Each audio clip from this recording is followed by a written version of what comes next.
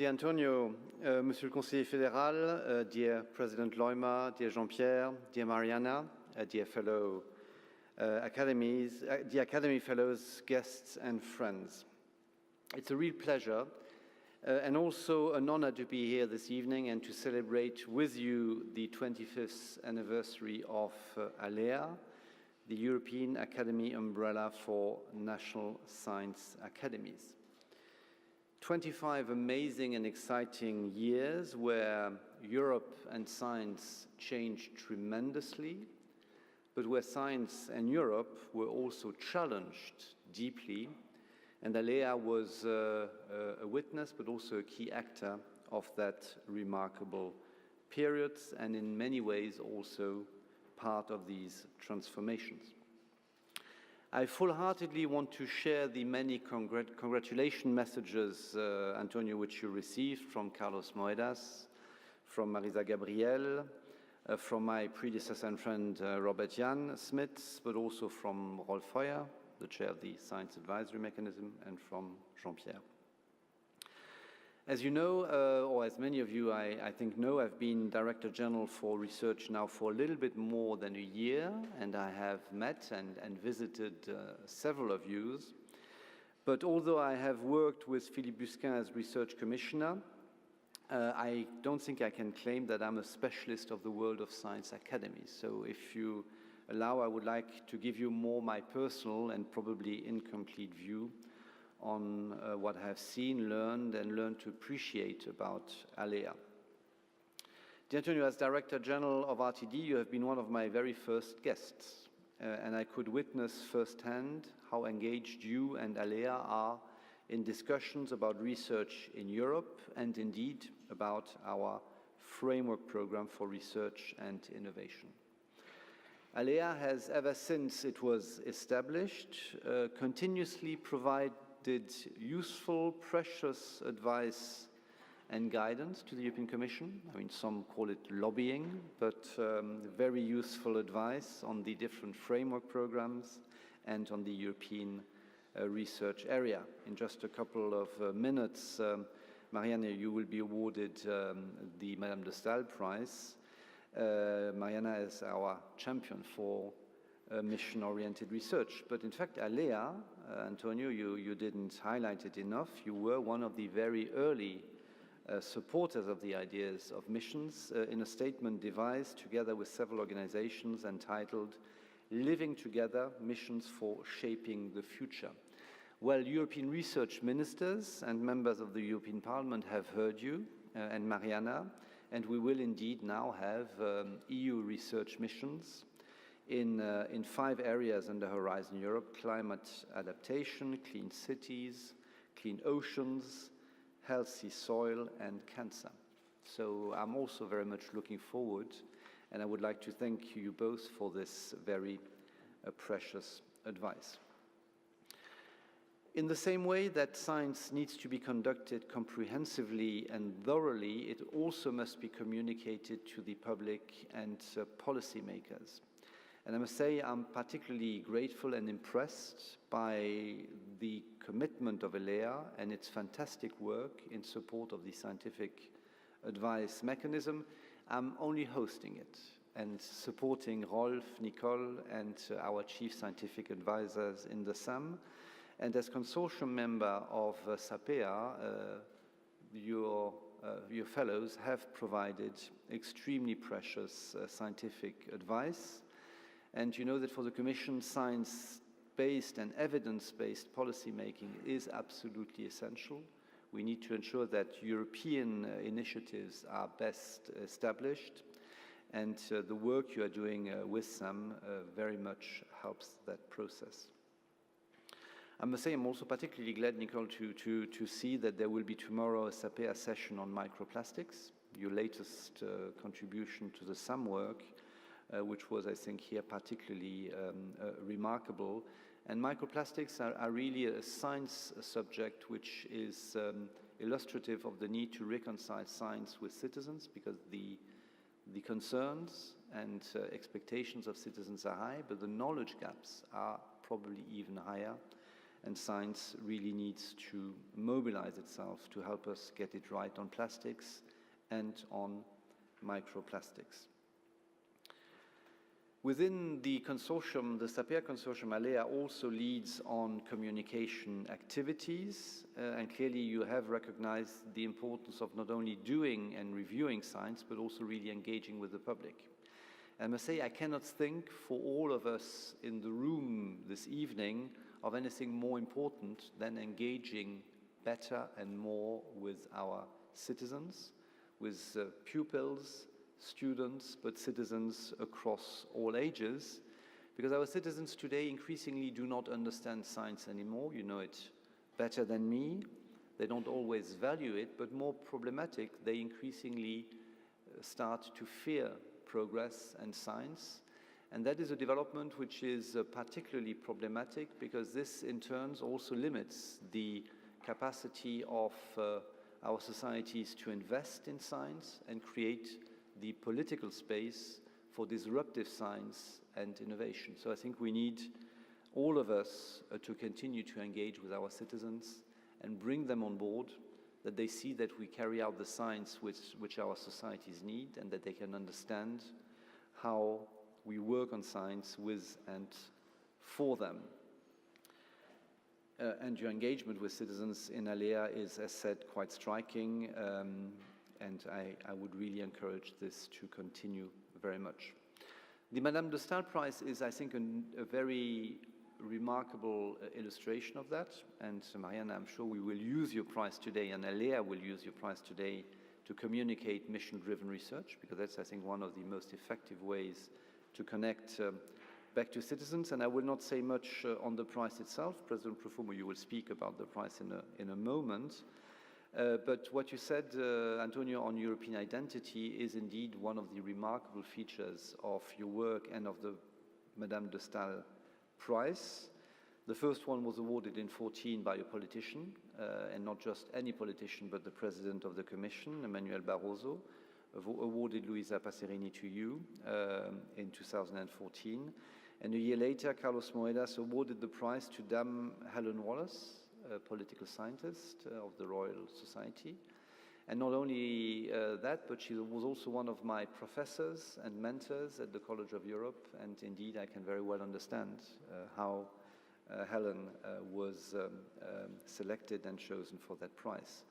And what I find also truly remarkable with the prize is that you decided in your third edition to award it not to a scientist per se, but to the President of the European Court of Justice, Koen Leenaerts. And this, I think, again shows how ALLEA is part also of European policy developments, which I find particularly important. I would like, as one last area, to underline the remarkable work you are doing also with us on research integrity. This also is an area which is key, in particular to ensure the trust in science and in scientists. And I think every day we see around the world, but also in Europe, that understanding the elements and the dilemmas of research integrity are a challenge for scientists everywhere, and your work will certainly help us. Already in 2011, together with the European Science Foundation, you developed the first European Code of Conduct for research integrity, which you revised in 2017. I hope you know that we are using this code in Horizon 2020. This is a reference code for all our research grantees. And more than that, this code has now made it into the legislation of Horizon Europe, where it is the explicit reference on this very important area. So I think it's the first time that an academic work makes it into EU legislation. So well done, and thank you very much for that. Allow me to finish by saying a few words also on Horizon Europe and on the work done in Brussels. I mentioned missions already. The Commission, Carlos Moedas, presented the proposal, as you know, not even a year ago, a very ambitious proposal with a very ambitious 100 billion budget for the next period. But more remarkable even than the proposal is that ministers and members of the European Parliament were able in less than a year at the end of March to agree on the main architecture and the main ingredients and elements of Horizon Europe. Of course, what is still missing, and I think we need to be all well aware of that, is the budget that will come together with the overall EU budget discussion. And I would expect that many, maybe all of you in the room will agree that the Commission proposal is ambitious and a good starting point. I'm sure many of you will also agree that the European Parliament, being 20% more ambitious than us at 120 million, has a strong case. But I think what is more important now is that the discussion on the added value of that European research component, which interacts, complements, and structures what all of you are doing in your national system, is also seen as of the highest added values to your finance ministers and to your leaders. Because at the end of the day, it is those prime ministers and presidents which will come to Brussels in the autumn. They will decide the overall European budget for the next period, and within that, they will then also agree on how much research and innovation should be prioritized. I think the case is extremely strong. Your track record on the Horizon 2020 and previous programs is outstanding, but at the same time, politicians are always confronted with deeply conflicting and competing priorities. So I think we cannot be complacent, and I think the debate needs to take place at national level, in your national system, with your national politicians, administration, and leaders, so that when they come to Brussels, they can then see that investing in research and innovation and education with Erasmus is obviously something which is of a national priority and is to be done in your national system, but it is complemented with extremely high added value by a very strong European program as well.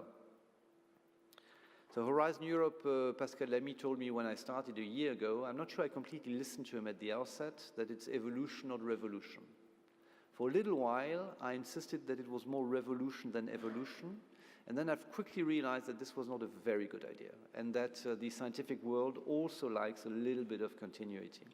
So I think he was quite right in saying evolution, not revolution, in particular, because in Horizon Europe, the key component, or the key science component of the program is essentially carried over from Horizon 2020, and for very good reasons, because this is where the European Research Council is located with a much increased budget. But the remarkable work of the European Research Council, led by Jean-Pierre and his scientific council, has proven its worth, both in terms of construct, but also in terms of priorities, so we decided to roll it over. And I must say I'm very happy to say that ministers and members of the European Parliament shared that assessment. And so you can look at the next phase of the European Research Council with confidence that we will be able to continue to fund the best research, I would add, the best research in the world, thanks to Jean-Pierre and the Scientific Council.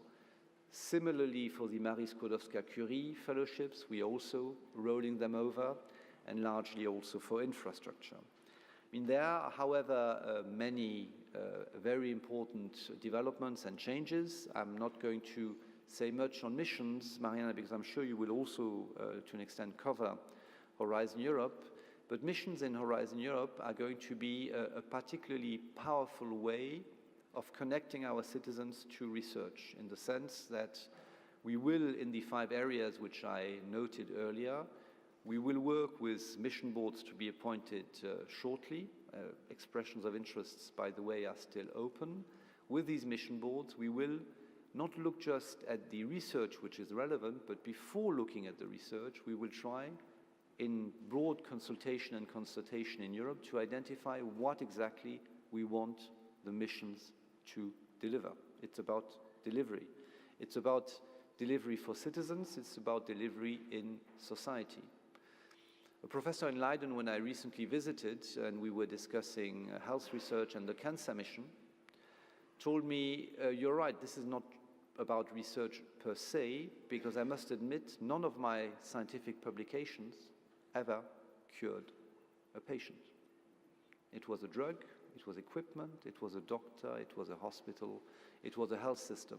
So the research mission aims at connecting in with a very concrete delivery the research effort we will do under Horizon Europe, and I hope beyond Horizon Europe, by asking or allowing or proposing to all of you to combine your efforts in a scientific and research agenda, but then also look at delivery and how public policies must change to ensure that delivery. So we've heard you, I think, Mariana, but you will confirm it, I hope, later on. So missions will be a very important, novel way of doing European research. The other change I would like to highlight is the effort we are now doing to become much more cross-cutting across sectors and research areas, in particular, of course, for societal challenges and industrial competitiveness. We have main clusters which are all cross-cutting, for example, climate, energy, and transport. For example, natural resources, environment, and food. But beyond these clusters on which we will work to identify the cross-cutting priorities, we also will try to link up these main clusters so that the added value of European research is to genuinely complement what is happening at national level. Sector-driven research is very well known by member states. The added value we hope to provide is by linking up that research into these cross-cutting topics. This is a very different way of approaching the framework program, and it has meant in the Commission that we are preparing Horizon Europe in co-creation across the European Commission department. In Horizon Europe, no one owns a budget, so the segmentation of Horizon 2020 is not the way we will prepare and run Horizon Europe. Everyone is around the table, but no one owns his part of the research program. And the added value of that, beyond the quality which I hope it will generate, is also that around the table we have many more players in the Commission which previously had no budget, were not part of the conversation. So we have colleagues from the Directorate for Health, DG Santé, colleagues from the climate part of the Commission. They are equally designing and co-creating Horizon Europe in the Commission. This is a particularly challenging way in the Commission, but equally challenging for the outside world. And this is why Carlos Moedas wants now, and using the time which the political early agreement now offers, wants to use the time ahead for a process of strategic planning where we will engage with all of you to finalize the co-design of these new cross-cutting priorities. Because we are well aware that all actors in Europe need to be well informed of the new approach, and you need to own this new approach. But for you to own it, we also believe that you need to help us shape it and co-design it. So that's the next phase which now opens up in the strategic planning process as of the summer, over the end of the year, so that when the program is finally adopted, we have identified together what these cross-cutting priorities should be. I will now not dwell on the European Innovation Council, Antonio, even if I think for Academies this is equally a fascinating new development under Horizon Europe, with this capacity which I hope we will have to deeply change how disruptive innovation and scaling up is happening in Europe. And to an extent, the ambition of the Commission and Carlos's personal ambition is that the EIC does what the European Research Council has done. The European Research Council tells the world, come to Europe where the best science can be done, and rather successfully. If the EIC is the same success, it will say in 5 years to innovators, maybe not come to Europe, but stay in Europe to do your innovation and scale up. And if we achieve that, then the EIC will have been a great success. Europe and the world are confronted today with 3 main transitions: the ecological transition or climate transition, the economic transition, and the social one. And they interact, they intersect, they have links and difficult trade-offs. And it's very clear for the Commission and my teams in DG RTD that dealing with these transitions effectively or supporting the policies to deal with this transition will require deep science, new knowledge, research solutions. And this direction is the one which I hope European research will take with and around the framework program, but also within the European research area. And Antonio, you are a key player in the European research area. And so I very much hope that ALLEA will, in the next 25 years, also be a key player of that European science and research area. I'm very much expecting it, looking forward to it. And as I am in a university, I can finish by saying that for the next 25 years, the only wish I can say is keep it up. Thank you very much.